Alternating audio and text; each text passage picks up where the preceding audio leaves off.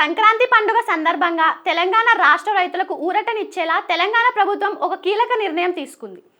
ధరణి web portal కారణంగా ఏర్పడిన భూ సమస్యలను పూర్తిగా పరిష్కరించేందుకు ప్రభుత్వం మరోసారి ముందడుగు వేసింది. రైతుల ఇబ్బందులను త్వరగా తొలగించాలనే ఉద్దేశంతో ధరణిలో ఉన్న భూముల సమస్యలను సరిదిద్దుకునేందుకు ఏప్రిల్ 13 వరకు గడువును పొడిగించింది. ఈ గడువులోపు ధరణి పోర్టల్లో తప్పుగా నమోదైన భూముల వివరాలను రైతులు మార్చుకోవచ్చని ప్రభుత్వం స్పష్టం చేసింది. సాంకేతిక లోపాలు, రికార్డ్ పరమైన తప్పులను సులభంగా సరిదిద్దుకునే అవకాశం ఉందని తెలిపింది. భూభారతి కార్యక్రమం ద్వారా రైతులందరూ ఎలాంటి ఇబ్బంది లేకుండా తప్పులు సరిచేసుకోవచ్చని రేవంత్ సర్కార్ వెల్లడించింది. ఈ నిర్ణయంతో రైతులకు పెద్ద మేలు జరగనుంది.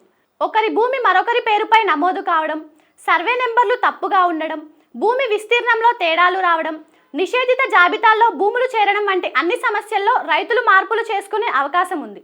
గతంలో ఇందుకోసం ఇచ్చిన గడువు ఇటీవల ముగిసినా ఇంకా రాష్ట్ర వ్యాప్తంగా చాలా మంది రైతులు ఇలాంటి సమస్యలతో బాధపడుతున్నారని ప్రభుత్వం గుర్తించింది. అందుకే మరోసారి అవకాశం కల్పించింది. గతంలో ధరణి పోర్టల్లో 2.45 లక్షల పెండింగ్ దరఖాస్తులు ఉండగా వాటిని అధికారులు ఇప్పటికే పరిష్కరించారు. ఇప్పుడు మళ్ళీ తప్పులు సరిదిద్దుకునే అవకాశం ఇవ్వడంతో ఇంకా సమస్యలు ఎదుర్కొంటున్న రైతులకు లాభం చేకూరనుంది. తెలంగాణ ప్రభుత్వం భూభారతి కార్యక్రమాన్ని ప్రతిష్టాత్మకంగా అమలు చేస్తూ గ్రామాల్లో ప్రత్యేక రెవెన్యూ సదస్సులు నిర్వహించి భూముల రీసర్వేను కూడా చేపడుతోంది. భూములకు సంబంధించిన ప్రభుత్వ రికార్డులు, డాక్యుమెంట్లలో తప్పుగా నమోదైన వివరాలు ఉంటే రైతులు వాటిని సరిచేసుకోవచ్చు. ఇందుకోసం మీ సేవా కేంద్రాల ద్వారా దరఖాస్తు చేసుకునే అవకాశం ఉంది.